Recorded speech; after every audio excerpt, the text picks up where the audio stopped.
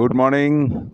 খেজুর রস খেয়ে কিন্তু আমরা বেরিয়ে পড়েছি আমার মহাপ্রভু জগন্নাথ দেবের দর্শনে, তার মন্দিরে। একদম আমার যে হোটেল যেখান থেকে আসি, দেখো প্রাত্যহিক সকালবেলা ঝাঁট দেওয়া ইত্যাদি চলছে। তো মহাপ্রভুর দর্শন আমরা পেলাম, তোমরাও একটু পাও। তো মহাপ্রভুকে আমরা ক্যামেরা বন্দি করছি মন্দিরের মধ্যে। আগেও আসতাম, তখন অনেক মন্দিরটা ছোট্ট ছিল, মানে ম্যাক্সিমাম হয়তো 10-12 ফুটের মধ্যে। এখন অনেকটা জায়গা নিয়ে হয়েছে এবং আমাদের ভাগ্য তার আমরা দর্শন পেলাম, তোমাদেরও দেখালাম।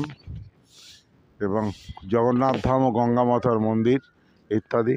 এবং এটা আমাদের ঠিক হোটেল বরাবর সোজা যে রাস্তাটা গেছে সেটার মধ্যেই, একদম সমুদ্রের পাড়ে। এই হচ্ছে সমুদ্রের পাড় এবং সমুদ্রের উত্তাল একটা রূপ তোমাদের দেখালাম এবং দেখতে থাকো।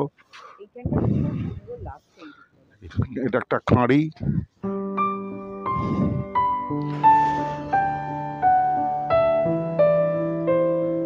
সমুদ্রের এক অপরূপ সুন্দর রূপ যেটা তোমাদের দেখাচ্ছি। এবং এটা ছাড়াও তোমাদের যেটা দেখাবো সেটা হচ্ছে সকাল থেকে কুয়াশায় আচ্ছন্ন দীঘা শহরে সূর্যি মামা প্রায় ছিল না, একটু একটু উঁকি মারছে। তাতে কুয়াশার ব্যাপারটা আস্তে এবং কমে যাচ্ছে, যে কুয়াশা এত বেশি ছিল। তো সমুদ্রের এটা অরিজিনাল রূপ তোমাদের দেখালাম। আর এই হচ্ছে তোমাদের দিদি। একটু আগেই যা আমরা খেজুর রস খেয়ে এই প্রাতঃভ্রমণে বেরিয়েছি এবং সমুদ্রের পাড়ে এসে দেখতে ভালো লাগছে বেশ। তো সেই জন্য আমরা দেখলাম এমনি 1 কেজি গুড় কিনেছিল, আবার কিনলো, কারণ গুড়টা এত ভালো বাড়ি গিয়ে দেখা গেছে। তো আজকে খেজুর রস খেতে এসে 1 কেজি গুড় কিনলাম, কিন্তু ওরা বলেছে ভোরবেলা আসবেন। আমরা একদম ভোর 6:30টার মধ্যে এসে কাজকর্ম সেরে সমুদ্রের বীচ বরাবর একটু হাঁটা লাগাচ্ছি। এবং হাঁটলে কী হবে, সকালকার মর্নিং ওয়াকটা হয়ে যাচ্ছে। একটাই বাধা অন্তরায়, সেটা হচ্ছে দিদি বা বৌদির পা।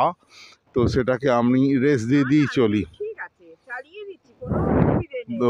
দিদি বলছে, তোমরা স্পিকারে হয়তো শুনতে পাচ্ছ না, যে ও চালিয়ে দিচ্ছে, ঠিক আছে, এটা দিয়ে অসুবিধে হবে না। আমি তো জানি অসুবিধে কতটা হবে। তো রেস্ট নিয়ে নিয়ে হাঁটবো, দেখা যাক। হ্যাঁ, ভারী সুন্দর লাগছে বন্ধুরা, দেখো এত সুন্দর লাগছে না যে তোমাদের কি বলি, একদম দারুণ লাগছে। আর এখন তো বেশি লোকজন নেই, একদম সি বিচটা ফাঁকা। তা এই সমুদ্রের ধার দিয়ে দিয়ে গুটি কতক লোক মর্নিং ওয়াক করছে, তা এত সুন্দর লাগছে। ঝাউবনটা দেখা যাচ্ছে নিউ দীঘার দিকে, যে প্রপার আমরা ছবিটা তুলছি, মানে দীঘা নিউ দীঘার মাঝখানে আছি আমরা। হ্যাঁ, এবং হাঁটতে হাঁটতে তো এই যে ঝাউবনটা দীঘায় বিভিন্ন গান বা আমরা এই ছোটবেলা থেকে যেগুলো দেখেছি, দীঘার ঝাউবন একটা বিখ্যাত। হ্যাঁ, তো ওই ঝাউবনটার জন্য আরো সুন্দর লাগছে। ঝাউবনের যে নস্টালজিক ফিভার, সেটা তোমাদের সঙ্গে আমরা শেয়ার করছি। আমরা দেখছি আমাদের চোখ দিয়ে, তোমরাও দেখো, এটাই আমাদের মূল উদ্দেশ্য। ধন্তারিং সর্বপাপং প্রণতোস্মি দিবাকরণ। সূর্যদেব, তোমাকে প্রণাম। কি অপূর্ব সৃষ্টি, তোমাকে আমরা দেখছি, দর্শন করছি, প্রণাম জানাচ্ছি। নিত্য তুমি আমাদের যে আলো দাও, যে শক্তি দাও, যা উৎস দাও, সেই উৎসের সঙ্গে আমরা রোজ জাগি, ঘুমোই। এবং এগুলো তোমার কাছে সেবা, একরকম সেবামূলক কাজ, যার দ্বারা আমরা উপকৃত। যতদিন এই পার্থিব জগতে বেঁচে আছি, তোমার এই ঋণ শোধ করার নয়। অপূর্ব প্রণাম, প্রণাম তোমাকে।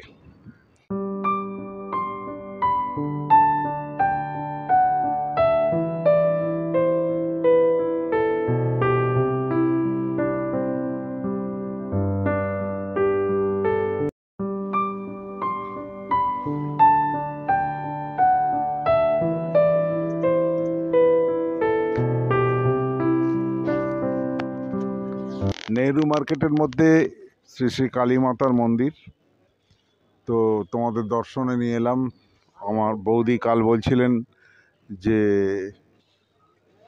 মায়ের মন্দিরে একবার প্রণাম করতে যাব। তো আমরা এলাম প্রণাম করতে, কিন্তু গর্ভগৃহে আলো জ্বলছে না। আলো জ্বললে মায়ের মুখটা দেখা যেত। তো আমার কাছে অন্য ছবি আছে মার, তো তোমাদের সেগুলো দেখানোর চেষ্টা করব। তো আপাতত এটাতেই শান্তি থাকতে হবে, কারণ উপায় নেই, মন্দির পরিষ্কার চলছে নিত্যদিনের সেবার জন্য। দীঘা পরিক্রমা হয়ে গেল, আমরা ফিরছি এখন।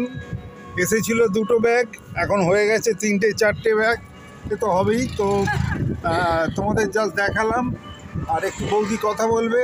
দীঘা ঘোরা হয়ে গেল, চললাম মন খারাপ নিয়ে আবার কলকাতায়। তোমাদের দেখালাম যতটা পারলাম, তোমাদের সঙ্গে দেখালাম। আমি আশা করবো তোমরা আমাদের অনেক অনেক ভালোবাসা দেবে, সেটাই আশা আমাদের। আর এইবার আমরা তো ট্রেনে আসি, আমরা বাসে এসেছি, এবার টোটো করে যাচ্ছি সাউথ বেঙ্গল যে বাস স্ট্যান্ড, সেখানে যাচ্ছি বাসে উঠবো, উঠে তারপরে তো বাড়ি। একটু সময় লাগে বাসে করে গেলে। আর তোমাদের তারপরে রাস্তায় কী করছি না করছি একটু টুকটাক করে দেখিয়েও দেবো, সঙ্গে থাকো।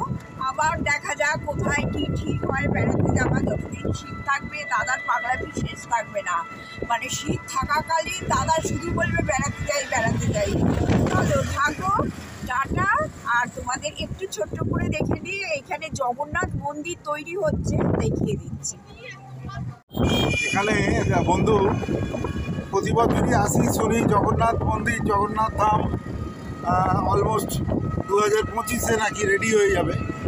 তো যে কোনো কারণেই হোক, কনস্ট্রাকশনাল ডিসঅ্যাডভান্টেজ, রিসোর্স ইত্যাদির জন্যেই হোক, যাই হোক, এটা ক্রমাগত পেছোচ্ছে।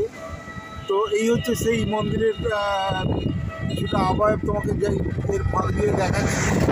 গাছের এই জগন্নাথ মন্দির যখন চালু হয়ে যাবে, অনেক কথিত আছে অনেকে নাকি আর পুরী যাবে না, দীঘাটাই জগন্নাথ দেবের একটা বিরাট জায়গা হবে। তো এইগুলো মন্দিরও এখানে, সব কিছু এখানে, সবাই এখানেই আসবে।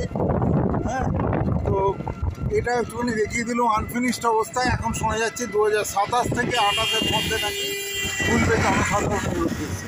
তোমরা দেখলে, তোমাদের দেখালাম, হ্যাঁ, যতটা পারা গেল।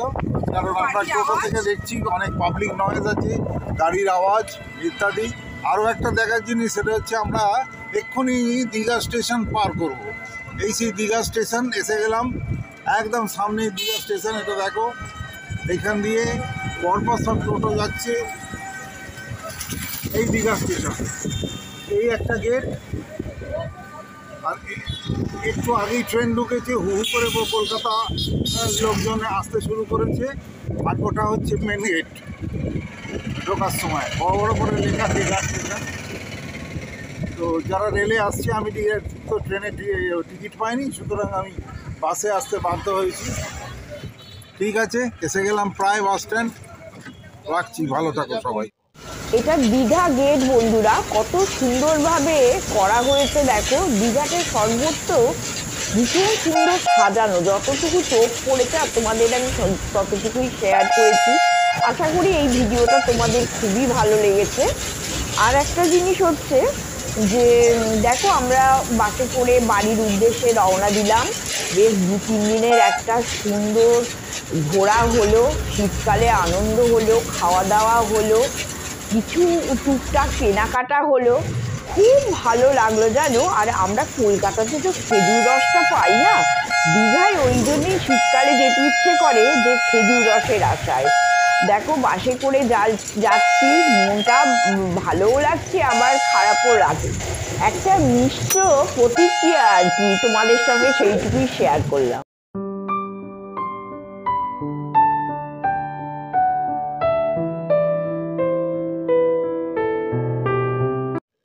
দীঘা পরিক্রমা শেষ করে ক্রমাগত আমরা হাওড়ার বাড়ির দিকে এগিয়ে আসছি সাউথ বেঙ্গল বাসে চেপে। দূরে দেখা যাচ্ছে কোলাঘাট থার্মাল পাওয়ার স্টেশন, মানে মেচেদা। মানে প্রায় অলমোস্ট এসেই গেলাম, আর 45 থেকে 50 মিনিট গেলেই আমাদের স্টপেজ বেলেপল। সুতরাং আমরা সেই ব্যাপারে আস্তে আস্তে এগিয়ে চলেছি, বাসও এগিয়ে চলেছে বেশ জোরের সঙ্গে। দেখতে থাকো, পরবর্তীকালে বলছি। গুড ইভিনিং বন্ধুরা, আমি আবার চলে এলাম। ছোট্ট করে একটা আমার ভিডিওটা করে নিচ্ছি বিকেলবেলাটা। তার কারণ হচ্ছে আমি দীঘা থেকে কি কি কিনে এনেছি তোমাদের সঙ্গে একটু ছোট্ট করে শেয়ার করে দিই। আর বলেইছি তো যে আমি দীঘা থেকে বিশেষ কিছু আমি কিনে আনিনি। আর সোমাও অনুরোধ করেছিল, আমার অনেক বন্ধু অনুরোধ করছে যে কি কিনে এনেছি দেখাতে। তা ছোট্ট করে দেখিয়ে দিই, প্রথমেই বলে দিই যে আমি 1 কেজি নলিন গুড় কিনে এনেছি, মানে 2 কেজি নলিন গুড় কিনে এনেছি, কেজি পাটালি গুড় কিনে এনেছি, আর কিছু কাজু বরফি কিনে এনেছি। সেইগুলো নিচের ফ্রিজে আছে, ওগুলো আর তোমাদের দেখালাম না। আর এই একটু টুকটাক জিনিস বন্ধুরা ছোট্ট করে দেখিয়ে দিই। এই দেখো, আর তোমরা তো জানো আমি একটু ড্রাই ফ্রুটস কিনতে খুব ভালোবাসি, আর যেটা দীঘায় পাওয়াও যায় খুব ভালো। এই একটা কিসমিসের প্যাকেট এনেছি। তারপরে দেখো এখানে একটু কাজু এনেছি, এই যে এইটা কাজু মানে তরকারি ফরকারিতে দেওয়ার জন্য। আর এখানে এই যে 2 প্যাকেট 500 করে আর কি এই কাজুর প্যাকেটগুলো। হ্যাঁ, 2 প্যাকেট মানে 1 কেজি কাজু এনেছি। তারপরে দেখো এখানে কিছু ভাজা কাজু, এটা কম করে এনেছি, 250 না 300 আছে এতে ভাজা কাজু। দাদা এটা খেতে ভালোবাসে, এইটা এনেছি। একটু মিক্সড যে ড্রাই ফ্রুটসগুলো পাওয়া যায়, এটাও 500-র একটা প্যাকেট এনেছি, এটা মিক্সড, হ্যাঁ সব কিছু মেশানো আছে এটাতে, এইটাও এনেছি। তারপরে এইখানে দেখো দেখিয়ে দিই, এই যে এটা অনেকটা আমন্ড এনেছি, এই যে অনেকটা আমন্ড এনেছি, হ্যাঁ প্রায় 1 কেজির মতো আমন্ড এনেছি। আচ্ছা, আর হচ্ছে এইটা এনেছি ওই ড্রাই খেজুর, দেখো এই যে ড্রাই খেজুর, আমি আবার এইটা খেতে খুব ভালোবাসি। এখানকার খেজুরগুলো না সব চিনির রসে ভেজানো থাকে, ওগুলো খাওয়াও যায় না খাওয়াও তাই, মোটেই শরীরের পক্ষে ওগুলো ভালো নয়। কিন্তু এই ড্রাই খেজুরগুলো খুব ভালো, যার জন্য এইগুলো সব ড্রাই ফ্রুটস কিনে এনেছি, আমাদের অনেক দিন চলে যাবে। আচ্ছা, আর তোমাদের তো আমি সি বিচে বসেই বলেছিলাম যে একটা বেতের ঝুড়ি কিনে এনেছি, এই যে এটা কিছু ফ্রুটস রেখে টেবিলে রাখলে দেখতে বেশ ভালো লাগবে, এই একটা এনেছি। আর এইখানে একটা দেখো, এখানে দেখো একটা কাঠের ট্রে কিনে এনেছি, জিনিসটা বেশ ভালো লাগলো আর কি। এই ট্রেটা একটা কিনে এনেছি। তারপরে এইটা দাদার পছন্দের, দাদা অনেক দিন ধরেই মানে ভাবে দীঘা গেলেই যে এই একটা কিনে আনবো, কিন্তু কখনো কিনে আনা হয় না। তাই এবারে এই যে দেখো একটা হরিণের মুখ, আর এইগুলো হচ্ছে হরিণের শিং।